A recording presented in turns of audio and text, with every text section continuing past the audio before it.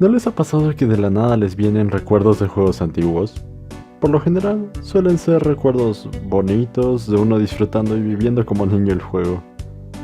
Pero aquí los recuerdos son recuerdos de Vietnam. Personalmente le tengo un odio muy profundo a este juego. ¿Qué caray? Odio toda esta franquicia. Estos juegos son tan horriblemente malos. Es más, ¿quieren ver algo? En Steam, el juego cuesta 69 soles. Hagan la conversión o vayan a Steam, por Dios, no es tan difícil. ¿Quieren una lista de juegos que valen sorprendentemente menos? Rayman Origins, GTA V, Phasmophobia, Bendy and the Dark Revival, Among Us VR, en fin. Considero que, como para ser un indie, su precio es bastante elevado. Por eso creía, pues al parecer hay 3 compañías trabajando detrás de este proyecto. Lo cual, más que alentador, es sorprendentemente malo. Considerando que el juego se juega como el... a veces se ve como el... y la historia es como el...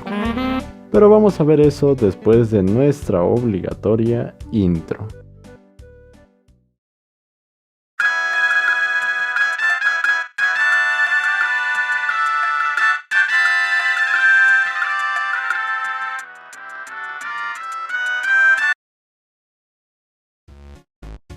Hello Neighbor se estrenó en 2017, pero todo el mundo lo recuerda por sus anteriores versiones, las alfas.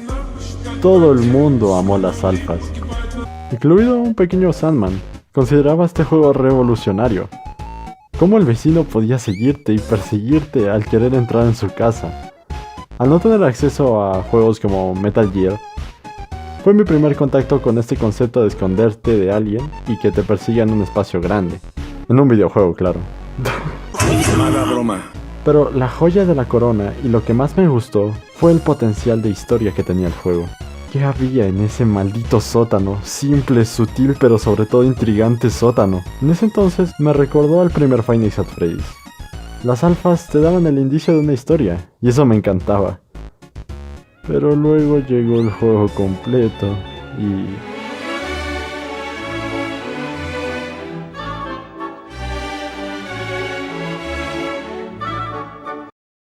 resumiéndolo en una sola palabra, mierda. Bugs por todas partes, diseños de niveles cuestionables y la historia más genérica posible.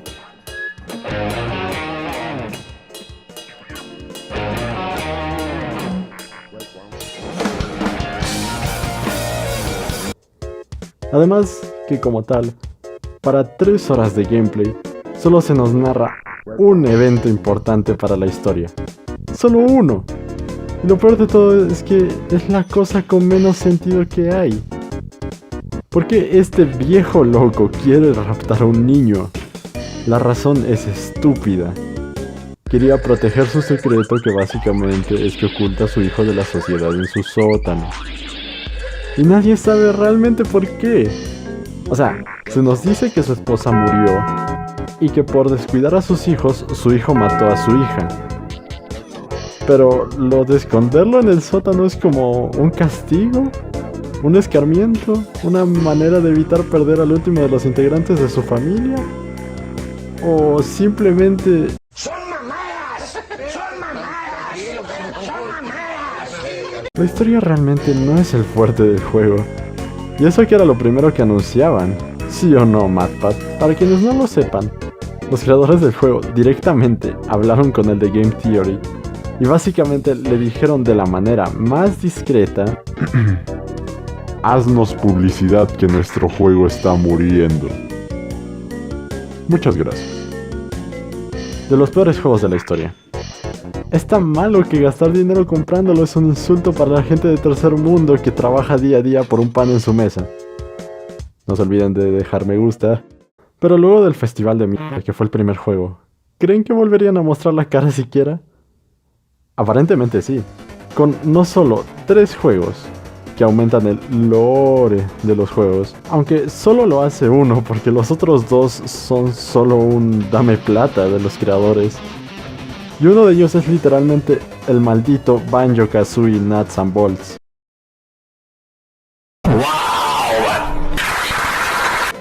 Y ahora, sabiendo que el primer juego es peor que el hambre, ¿qué creen que esperaremos del segundo juego? Primero que nada, que sepan que lo volvieron a hacer. ¡Hijos de puta! Las versiones anteriores del juego completo son mucho mejores. En las versiones anteriores, o sea, las demos, pasaban un montón más de cosas. Pero en el juego completo, toda la innovación en el gameplay desaparece.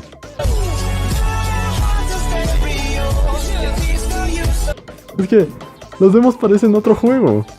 Porque tienen enemigos completamente distintos, de los cuales solo uno sale y lo hace como 2 segundos. Parpadeas y ya no está. Es como si él estuviese consciente de la mierda de juego en el que está y quiere ser visto lo mínimo en el juego, y siendo sincero, no lo juzgo. ¡Mátame! ¡Quiero que me maten, por favor! ¡Mátame, mátame, mátame, por favor! Ahora, antes de lanzarle como tal al juego, veamos lo bueno.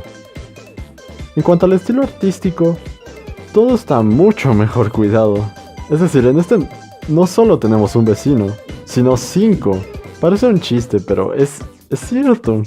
Aparte de ello, en lo que me quiero enfocar es que el juego tiene un apartado visual congruente como tal. Es decir, en el primer juego, el protagonista de niño era literalmente el mismo personaje, pero con una gorra y sin barba. Gracias a Dios que le hicieron un rediseño en la serie animada. Y sí, hay una serie animada de Hello Neighbor. Pero el punto es que el diseño era horrible. Y verdaderamente se agradece la variedad de personajes, ambientes e incluso animales. Ahora sí, vayamos con lo malo. Y lo primero va ligado con el punto bueno. Son 5 vecinos. Eso es todo. Todos los seres humanos con los que interactúas te persiguen, pero ninguno se siente como una persona real con gustos y demás cosas. Es decir, son como maniquíes. Peor aún, son como NFTs del vecino. ¿Sí? ¿Se ven tan bien como las piezas del juego? ¡Oye, aguarda! ¡Hay muchos otros personajes y no te gusta el Vecino maloso. No hay, es el mismo con diferentes disfraces. Si buscas un personaje con personalidad, este definitivamente no es tu juego. Inclusive el protagonista. Pero eso entra en nuestro segundo punto, que es directamente el protagonista.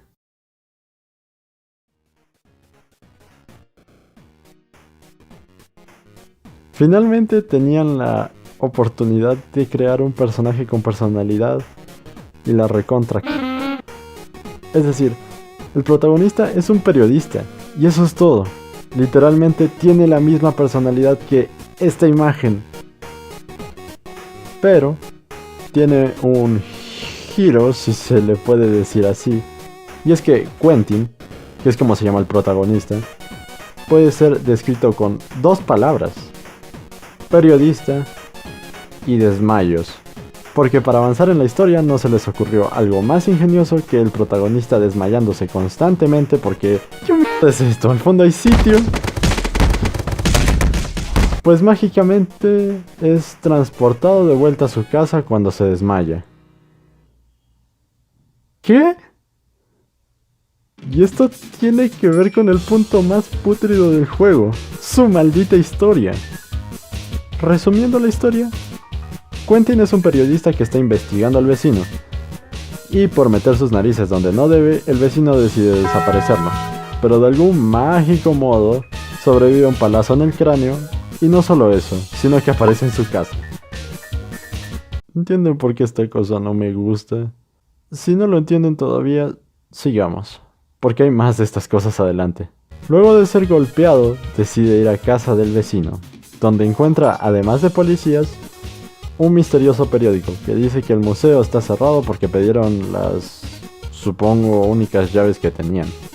Por lo que se puede suponer quién está adentro, pero eso no es lo más conveniente, pues al salir le queda un avioncito de papel en el pecho.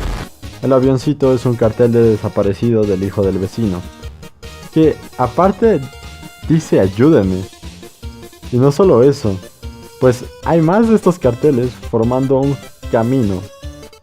No un caminito, sino un literal sendero hecho con más hojas que la maldita Biblia. Y nos guía al museo, donde, como no, nuestro protagonista se desmaya.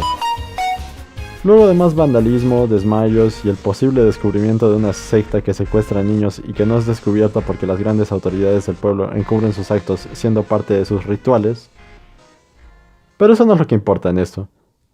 Quentin finalmente entra en el museo, libera al hijo del vecino de la jaula que casualmente había en el museo y se prepara para llevárselo, hasta que ve al vecino, al que afortunadamente le cae un cuervo enorme. Pero el niño le da síndrome de Steven Universe y decide que al final sí lo quería, causando que Quentin no se fije y sea atacado por una sombra.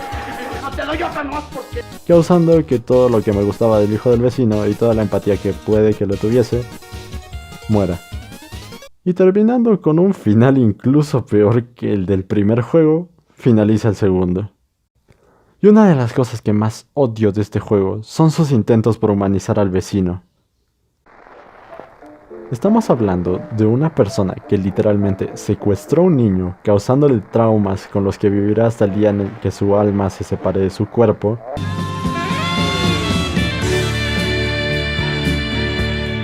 Torturó a su hijo psicológicamente, haciéndole creer y tratándolo tal y como un monstruo, teniéndolo encerrado tanto tiempo como para que tuviera tantos carteles de desaparecido, como para hacer un camino de aviones de papel, que también agredió a una persona a tal punto de que el hecho de que no esté muerta es por conveniencia del guión, y quieren hacernos creer que es una persona cuerda. Es decir, odio cuando hacen creer que él tiene razones para hacer lo que hace cuando no las hay, y quieren hacer que nosotros lo veamos como una persona normal. Es decir, en el final, cuando su hijo vuelve con él, me sorprendió que no le quebrara el cuello en ese mismo momento y fuese por Quentin. Me parece que está muy loco como para irse como por un camino de buenito, y está muy cuerdo como para volverse sin marcha atrás. Y me parece que como antagonista va bastante flojito.